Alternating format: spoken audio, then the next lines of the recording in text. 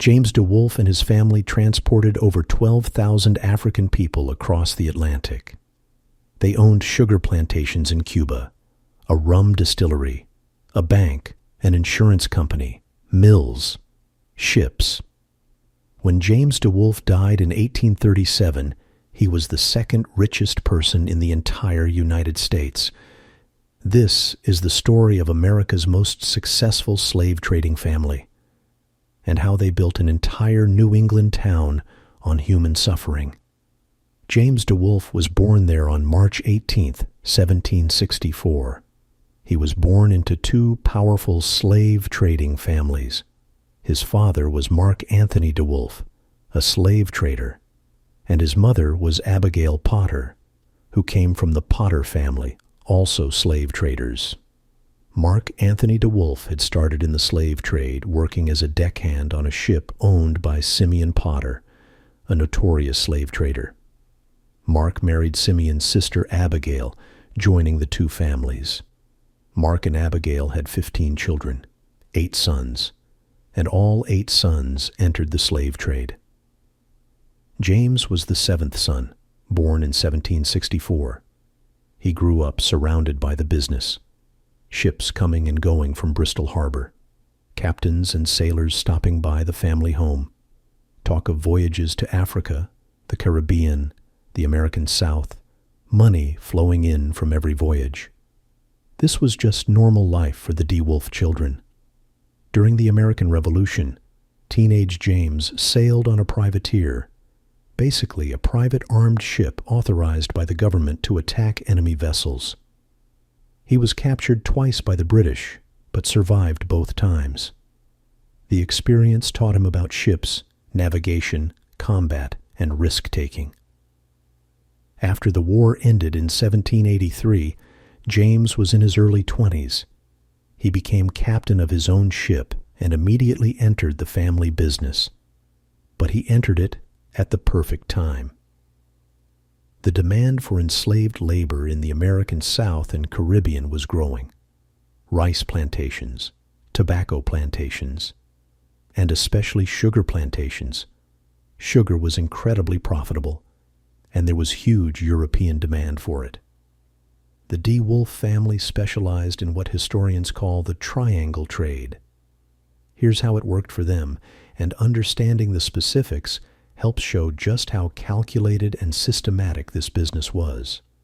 First, they'd load ships in Rhode Island with rum, manufactured goods, weapons, iron chains, tools, items that could be traded in Africa. The rum was crucial.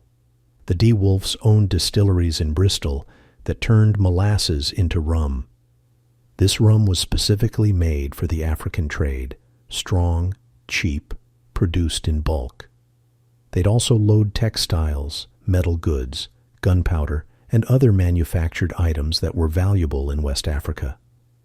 They'd sail to the West African coast, usually modern-day Ghana, Senegal, or Sierra Leone.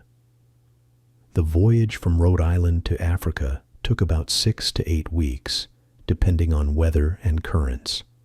During this time, the crew would prepare the ship's holds for human cargo, installing platforms to pack people more tightly, setting up chains and restraints, making modifications to maximize capacity. Once they arrived in Africa, they'd anchor off the coast and begin trading. They'd negotiate with local African merchants, European trading posts, or African rulers.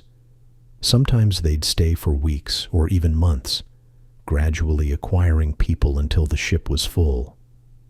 The process wasn't quick. They had to wait for traders to bring people to the coast, negotiate prices, complete transactions.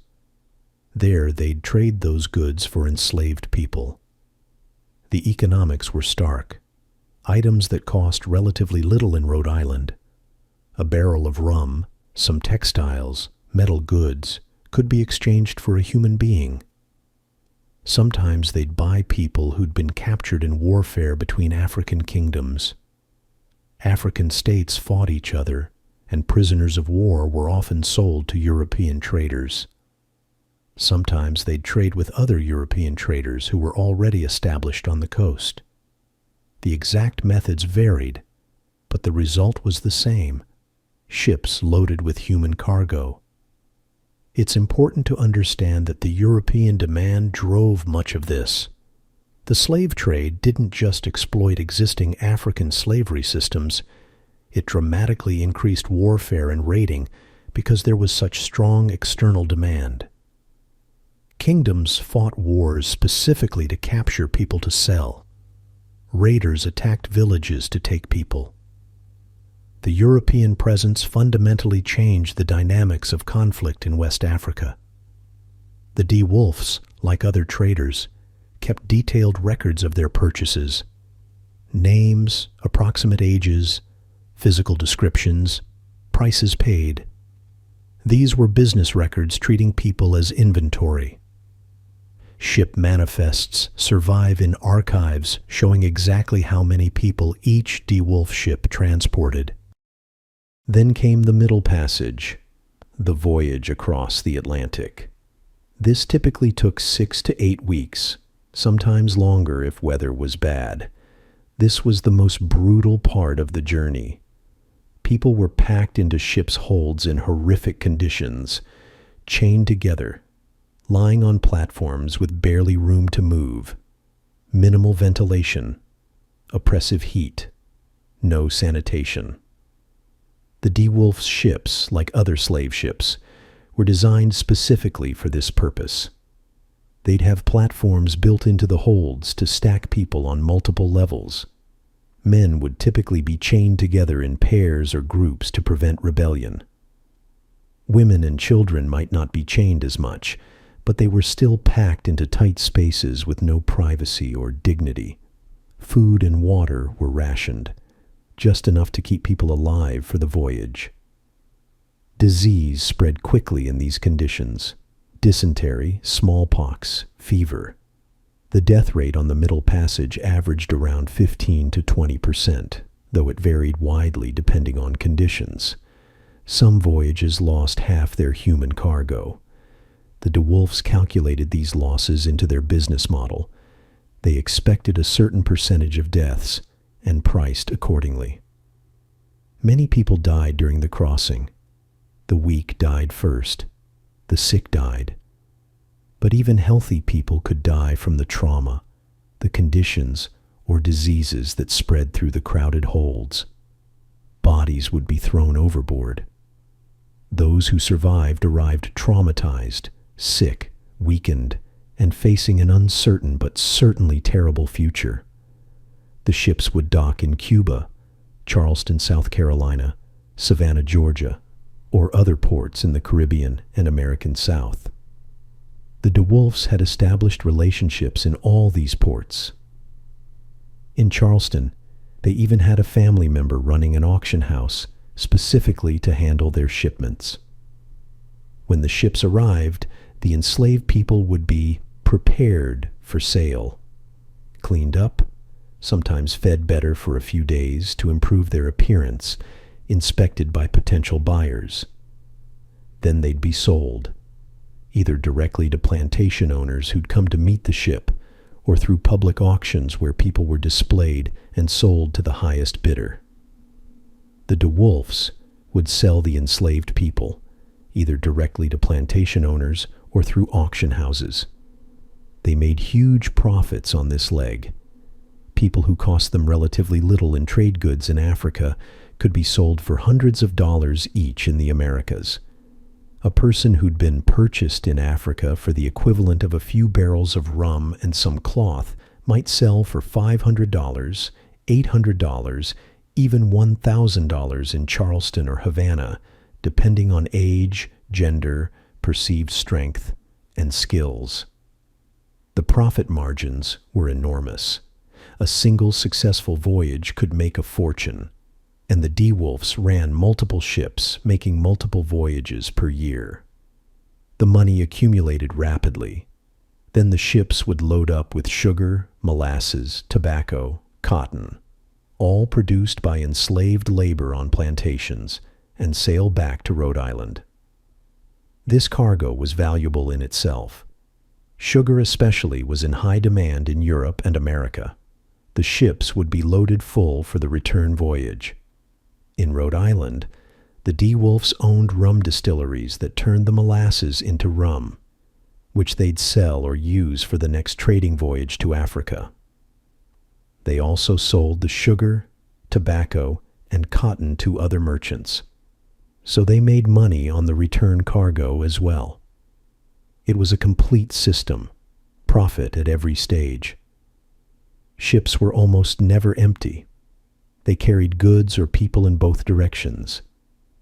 The DeWolf family controlled multiple parts of this system, maximizing their returns at every point of the triangle.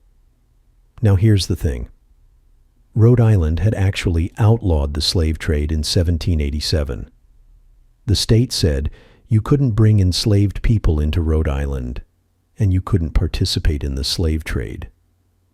But the DeWolf family just ignored this law, and they got away with it because they were so powerful and because Bristol's entire economy depended on them. Think about how the DeWolf business affected Bristol. They paid shipbuilders to construct their vessels. They bought iron chains, ropes, and sails from local craftsmen. They purchased provisions, food, water, supplies, from local farmers and merchants. Their distilleries employed workers. Their ships needed crews. The money they made circulated through the entire town. Regular people in Bristol, blacksmiths, bakers, rope makers, farmers, shop owners, all benefited from the DeWolf slave trade. Some invested small shares in voyages. Others just did business with the DeWolfs. The wealth flowed through the community. Bristol prospered because of the slave trade, and the DeWolfs were at the center of it all. In 1790, James DeWolf married Nancy Ann Bradford. This was a strategic marriage into another powerful family. Nancy's father was William Bradford, who would later be elected to the U.S. Senate. Her ancestors included William Bradford, the governor of Plymouth Colony. James was connecting himself to old New England elite families, gaining respectability and political protection. James and Nancy had 11 children together. They built the Mount, that 28-room mansion, in 1808. It was a statement, a display of wealth and power. The most impressive house in Bristol, visible from the harbor, showing everyone who ran the town. But before we get too far into his success story, we need to talk about 1789, because that's when James DeWolf committed an act that should have ended his career and possibly his freedom. This incident became notorious and was widely reported in newspapers throughout New England. He was captain of a ship called the Polly, sailing from Africa to Cuba with 142 enslaved people and 15 crew members. The voyage had already been difficult. The Middle Passage was always brutal, but this crossing had been particularly rough.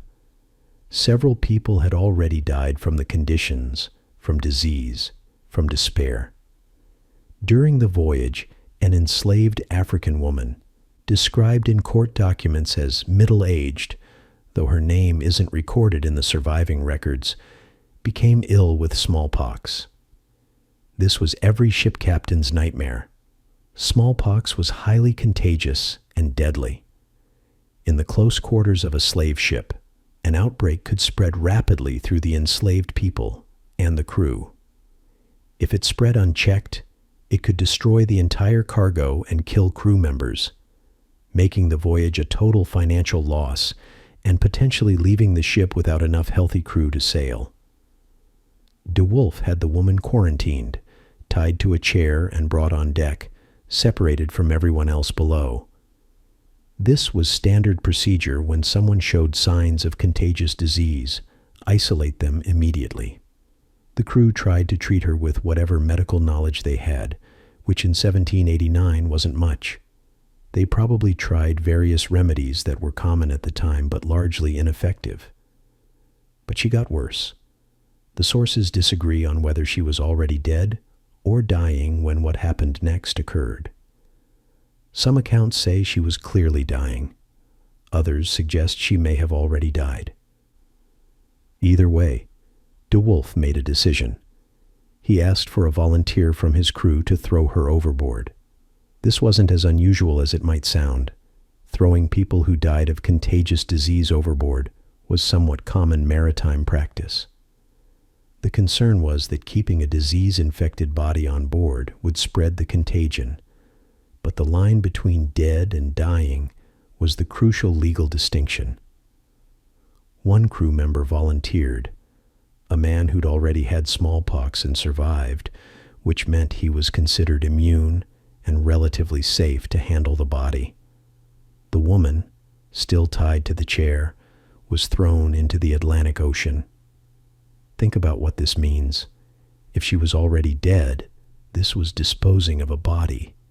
Callous, certainly, treating a human being like refuse, but perhaps legally defensible as disease control. But if she was still alive when she hit the water, this was something much worse. DeWolf continued the voyage as if nothing unusual had happened. He arrived in Cuba and sold 109 of the enslaved people at a profit. The exact amount isn't recorded, but it was substantial. 109 people sold at Caribbean prices would have generated tens of thousands of dollars. He kept 10 people for himself, possibly intending to use them as household staff or on his own properties, and brought them back to Rhode Island. This violated Rhode Island's 1787 law against bringing enslaved people into the state. But DeWolf apparently felt confident he wouldn't face consequences for that violation, and for a while he was right. But someone found out about what happened on the Polly. We don't know who reported it. Some historians speculate it was a crew member with a conscience. Others think it might have been a rival trader trying to cause trouble for the DeWolfs. Whoever it was, word got out. The story spread through Bristol, then to other Rhode Island towns, then throughout New England. In 1791, a federal grand jury investigated. The case became a sensation. This was just a few years after the Constitution had been ratified. The new federal government was still establishing its authority. Attorney General John Jay, one of the founding fathers, co-author of the Federalist Papers, later first Chief Justice of the Supreme Court, personally requested a warrant for James DeWolf's arrest. The newspapers covered it extensively. The story had everything: wealth, power, the sea, exotic locations, moral questions about life and death, debates about the slave trade. Some newspapers condemned DeWolf. Others were more circumspect, noting that captains faced difficult decisions at sea and that disease control was a legitimate concern. The grand jury heard testimony and returned an indictment. James DeWolf was charged with taking someone's life. This was serious. If convicted, he could face execution. At minimum, he'd face prison time and financial ruin. His career would be over. But James DeWolf didn't stick around to face trial. He disappeared. He fled to the Caribbean island of St. Eustatius, leaving his wife Nancy and their young children behind in Bristol. He abandoned his business interests, his mansion under construction, his position in society, everything, to avoid arrest. St. Eustatius was a Dutch colony, a major trading hub in the Caribbean. DeWolf set up there and continued his slave trading business from exile. He corresponded with his brothers back in Bristol, coordinating voyages, managing finances, maintaining his business operations remotely. He wasn't hiding in shame. He was running his business from a safer jurisdiction while his family worked to get the charges dropped. His brothers and father-in-law worked behind the scenes in Rhode Island. They had political connections, money, influence. They lobbied officials. They made arguments about maritime law and captain's authority. They emphasized that DeWolf had been trying to save the rest of the crew and cargo from infection. Eventually, DeWolf moved to St. Thomas in the West Indies, also outside U.S. jurisdiction. There, he faced another charge of the same offense. But here's the crucial detail. No one testified against him. He was the only witness at his own trial. The judge was Danish, the court was Danish, and Denmark had different laws and perspectives on maritime authority. DeWolf testified that the woman was dying, that there was risk of outbreak, that as captain, he had a duty to protect the rest of the crew and the valuable cargo. The Danish judge ruled in his favor, saying that as ship's captain, throwing the woman overboard was within his lawful authority to prevent disease outbreak and protect the ship. This ruling in St. Thomas gave DeWolf ammunition to use back in Rhode Island.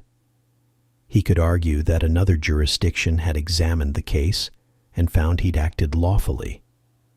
His lawyers used this ruling to pressure Rhode Island authorities. By 1795, after 4 years of exile, the federal marshal in Rhode Island dropped the arrest warrant. DeWolf's well-connected family had been successful. His new father-in-law, William Bradford, was a U.S. senator. His family controlled Bristol's economy. They employed much of the town, financed much of its commerce. Local authorities didn't want to prosecute him. Federal authorities were persuaded to let it go.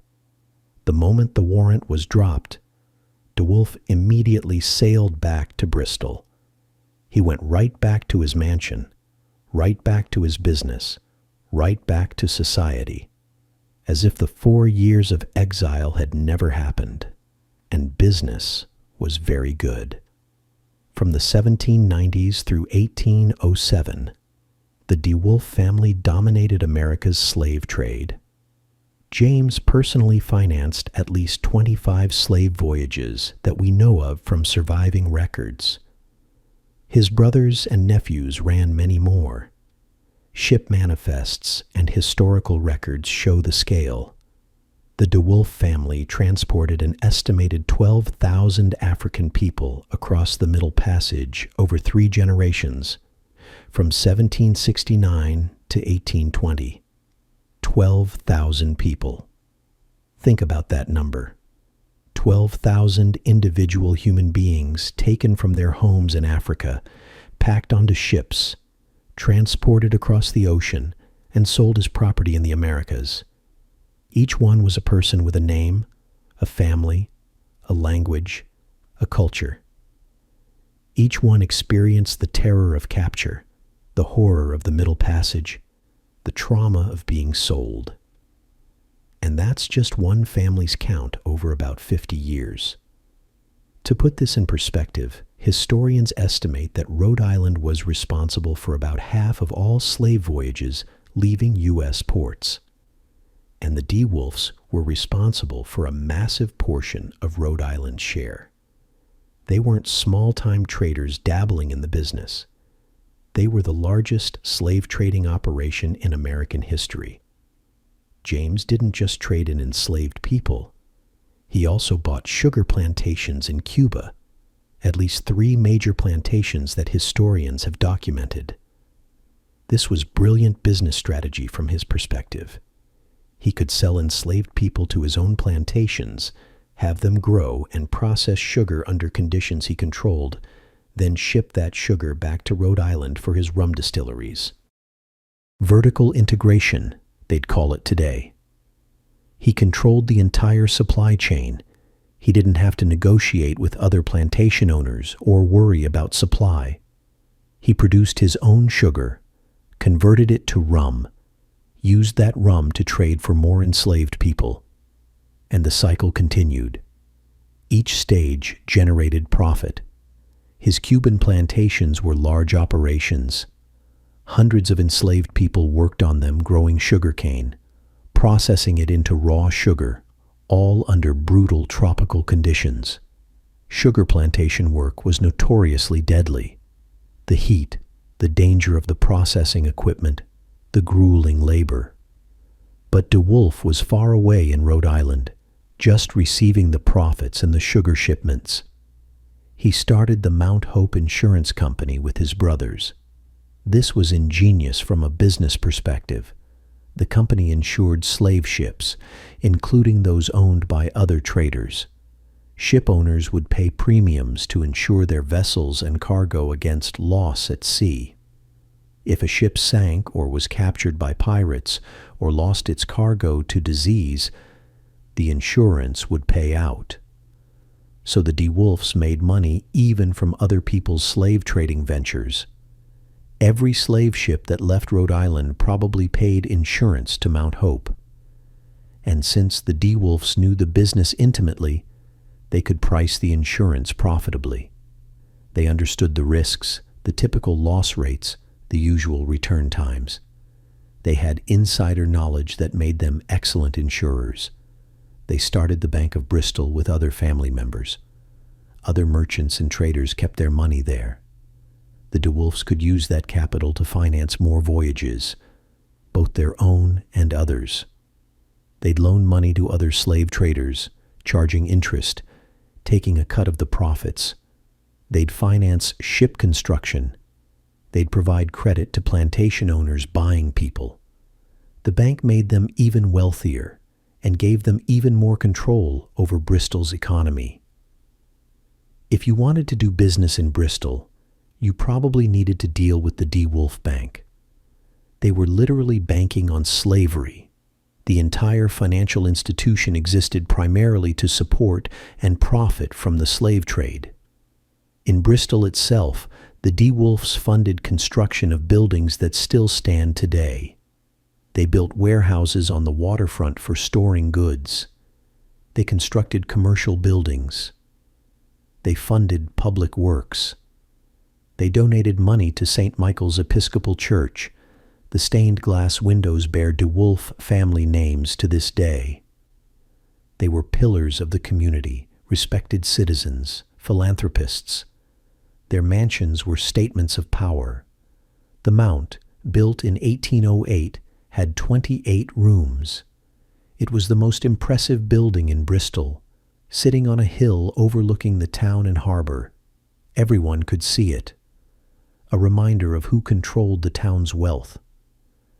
James's nephew George built Linden Place in 1809, 45 rooms, even more ostentatious. The DeWolf family was literally building monuments to themselves with slave trading profits. And they were doing all of this while it was illegal. Remember, Rhode Island had outlawed the slave trade in 1787. That law said Rhode Island residents couldn't bring enslaved people into the state and couldn't participate in transporting enslaved people. It was clear. It was explicit. But the DeWolfs just ignored it. And they got away with it because they were so powerful that local authorities wouldn't touch them. They owned the town. They employed the town directly through their businesses and indirectly through all the trades that supported their operations. Shipbuilders depended on them. Rope makers, sail makers, blacksmiths, all made their living from DeWolf business. Farmers sold provisions for the ships. Merchants sold goods for the African trade. Who was going to enforce the law against them? The local sheriff? He probably had financial ties to the DeWolfs. The judge? Same thing. The legislators? The DeWolfs were legislators. The system protected them because they were the system. There's a documented incident from 1799 that shows their power. Charles DeWolf, James's brother, had a ship called the Lucy, seized by federal authorities for violating slave trading laws. The ship was scheduled for auction. The federal government wanted to send a message to Rhode Island's slave traders by making sure the ship didn't just get bought back by the DeWolfs at a cheap price, as usually happened. A federal official named Bosworth was instructed to outbid the DeWolfs at the auction. The night before the auction, 3 of Rhode Island's wealthiest men showed up at Bosworth's home. Charles DeWolf, James DeWolf, and John Brown, who'd just been elected to Congress. They warned Bosworth not to attend the auction, saying it wasn't his job and implying there would be consequences if he tried to bid. The next morning, Charles DeWolf approached Bosworth again, warning him he'd be insulted if not thrown off the wharf by sailors if he tried to buy the Lucy. Bosworth continued anyway, but he never reached the auction. As he neared the ship, 8 men in Indian disguise with painted faces grabbed him, threw him in a sailboat, and rowed him out of town. That's the level of power the DeWolfs had. They could openly threaten a federal official and physically prevent him from doing his job. And they faced no consequences for it. In 1808, Congress passed a stronger federal law banning the importation of enslaved people into the United States. This should have ended the DeWolf's business, but they just adapted. James's nephew, George DeWolf, continued slave trading illegally, at least until 1820, 12 years after it became federally prohibited. The family moved more of their operations to their Cuban plantations, where slavery was still legal. They shifted to other businesses. James DeWolf founded the Arkwright Mills in Coventry, Rhode Island, in 1810. These textile mills processed cotton into fabric. The cotton was grown by enslaved people in the American South and shipped north. So even after he couldn't legally trade in people anymore, DeWolf was still profiting from slavery by processing the products they produced. During the War of 1812, DeWolf got back into privateering. He owned a ship called the Yankee that became the most successful privateer of the war, capturing enemy vessels worth over $3 million. He converted some of his ships to whalers. He traded with China. He kept making money. And then he entered politics. In 1798, he was first elected to the Rhode Island House of Representatives. He served in the state legislature for nearly 25 years total, 1,798 to 1,801, 1,803 to 1,812, 1817 to 1821, and 1829 to 1837. He became Speaker of the House from 1819 to 1821. In 1821, he was elected by the state legislature to the United States Senate. This was before senators were directly elected by voters. State legislatures chose senators back then. The Rhode Island legislature sent James DeWolf to Washington to represent them. Think about that. A state sent a man who'd built his fortune on slave trading, who'd been charged with ending someone's life on a slave ship, who'd fled to avoid prosecution, who'd continued trading enslaved people even after it was illegal. They sent him to the U.S. Senate. His reputation followed him to Washington. During a Senate debate in the 1820s about whether Missouri should be admitted as a slave state, a senator from South Carolina noted the irony of some Rhode Islanders opposing slavery when they'd elected James DeWolf to represent them. He sarcastically pointed out that DeWolf had accumulated an immense fortune by the slave trade. Another senator noted that of the 202 vessels that carried enslaved people to South Carolina between 1804 and 1807, 59 were from Rhode Island, and 10 of those belonged to James DeWolf personally. Everyone knew. His slave trading wasn't a secret. It was openly discussed on the Senate floor, and nobody did anything about it. He served in the Senate from 1821 to 1825. He left before his term ended. One biographer said he was bored with Washington. When he needed money, the federal government sometimes borrowed from him. He was that wealthy. The United States government took loans from a man who'd made his fortune trading human beings. James DeWolf died on December 21st, 1837, at age 73. He died at the Mount, his 28-room mansion in Bristol. When his estate was calculated, he was found to be the second richest person in the entire United States. Second richest. In the whole country, built almost entirely on the slave trade and related businesses. His descendants included prominent writers, artists, ministers, Episcopal bishops. Some became quite famous in their own right. For generations, the family enjoyed the wealth and status that James had built. They lived in those mansions, attended the best schools, married into other elite families. But they also, eventually, started grappling with where that wealth came from. James DeWolf died wealthy and respected in 1837. He'd never faced consequences for anything he'd done. The 1791 charge was dropped. The illegal slave trading was ignored. He served in the U.S. Senate. He died in his mansion, surrounded by family. When his estate was calculated, he was the second richest person in the entire United States. Only one person in the whole country had more wealth than James DeWolf, and his fortune was built almost entirely on the slave trade and related businesses, the plantations, the rum distilleries, the bank, the insurance company, the mills processing slave-grown cotton. Wealth equivalent to billions in today's dollars.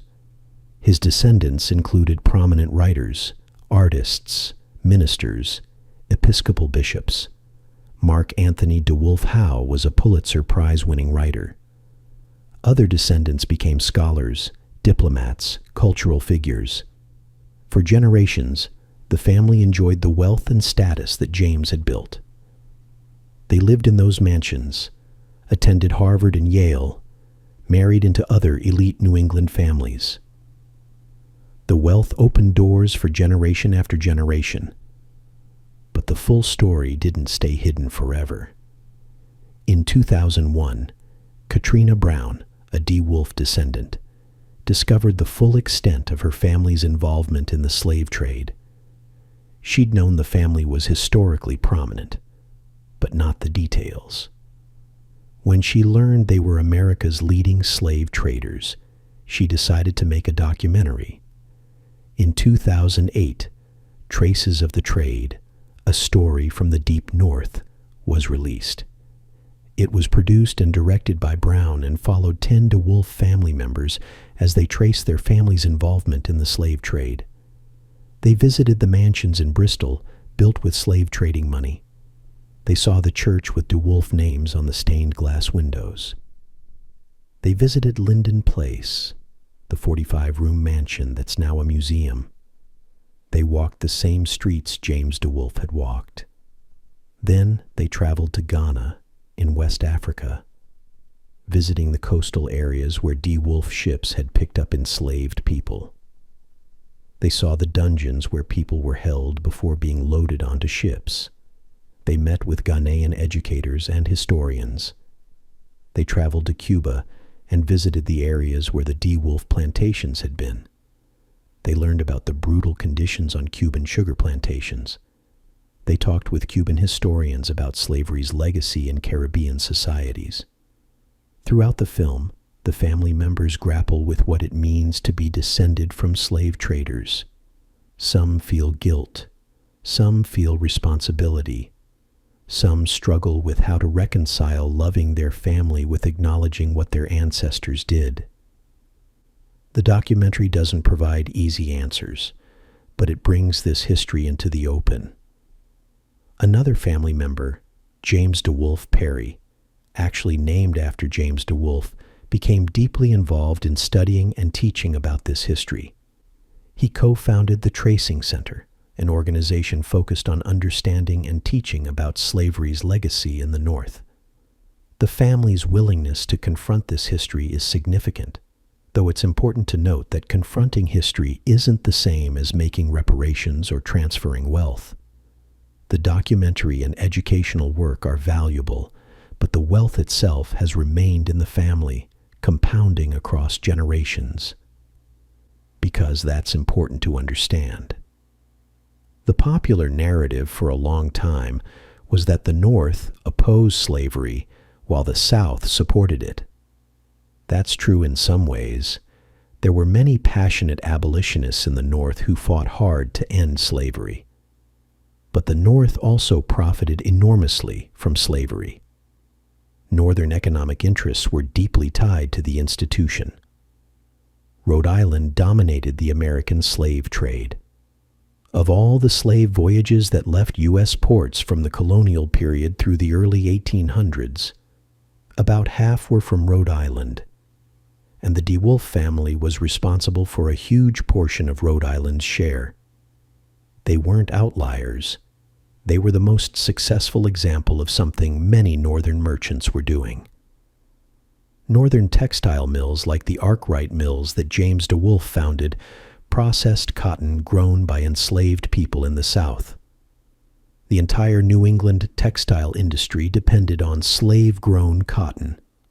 Northern banks financed plantation operations, taking a percentage of the profits. Northern insurance companies insured slave ships and plantations. Northern merchants sold manufactured goods to Southern plantation owners. The economic ties were extensive and profitable. The entire Northern economy was interconnected with slavery in ways that people preferred not to acknowledge, especially after the Civil War, when the narrative became the virtuous North freed the enslaved South. The reality was more complicated. The North benefited from slavery for centuries and only turned against it when economic and moral forces finally aligned. The DeWolf family's story shows how this worked. They traded enslaved people until it was illegal. Then they pivoted to processing the products enslaved people produced in their mills. They invested in every part of the system. They made money at every stage. And they were celebrated for it. Bristol, Rhode Island, was built on slave trading wealth. The buildings the DeWolfs funded still stand. The mansions are there. Linden Place is now a museum. The Mount still exists. The church they donated to still has their names in the windows, the streets they walked, the wharves where their ships docked. All of it still there. All of it a reminder of where the wealth came from.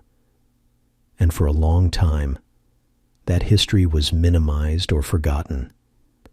People knew the DeWolfs were a prominent family. They knew they'd been involved in maritime trade. But the specifics of the slave trade weren't emphasized. It was uncomfortable. It complicated the story of Bristol as a charming New England town. But the truth matters. The 12,000 people the DeWolf family transported across the Atlantic were real. They had names, families, lives. They were stolen from Africa, survived the Middle Passage, and were sold as property in the Americas. Most of them died enslaved. Their children were born enslaved. Their grandchildren were born enslaved.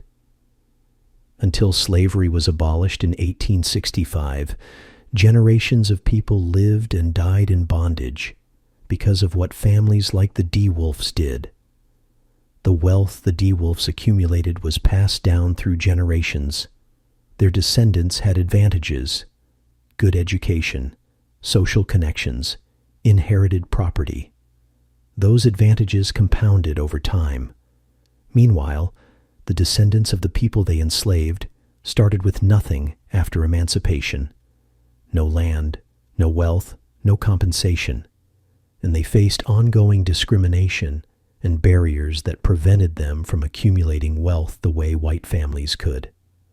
That disparity, wealth passed down through one family line, nothing passed down through another, that's part of slavery's legacy. It's not just historical, it's ongoing. The DeWolf story matters because it shows how normal slavery was for wealthy Americans, North and South. James DeWolf wasn't operating in shadows. He wasn't a criminal hiding from society. He was a respected businessman, a senator, a pillar of his community. The system allowed it. The system protected it. The system rewarded it. When he was charged with a crime, his family's influence got the charges dropped. When he violated federal law by continuing to trade enslaved people, nobody prosecuted him because he was too powerful and Bristol's economy depended on him. That's how injustice persists, not because of a few uniquely evil individuals, but because systems are structured to benefit certain people, and those people have enough power to prevent the system from changing. Understanding the DeWolf family's role in the slave trade helps us understand the real history of slavery in America. It wasn't just a Southern institution. The North was deeply involved. Northern merchants, ship captains, traders, investors, they were central to making the system work. And the wealth generated by slavery didn't just disappear after abolition. It persisted in families, in institutions, in the built environment. Those mansions in Bristol stand as reminders of where the money came from. The DeWolf family's willingness to confront this history through the documentary, through public education, through honest acknowledgement is important. It doesn't undo what happened. It doesn't compensate the descendants of enslaved people. But it does counter the tendency to hide or minimize this history. James DeWolf, 1764 to 1837, America's leading slave trader, U.S. Senator, second richest person in the United States when he died. A man who built enormous wealth by transporting 12,000 people across the Atlantic and selling them as property. His story is American history, not a footnote, not an aberration, but a central part of how the country developed economically in the early 1800s. The mansions still stand in Bristol. The family name is still there. The history is still there, if we're willing to look at it honestly and understand what it means. That's the story of James DeWolf and America's most successful slave trading family.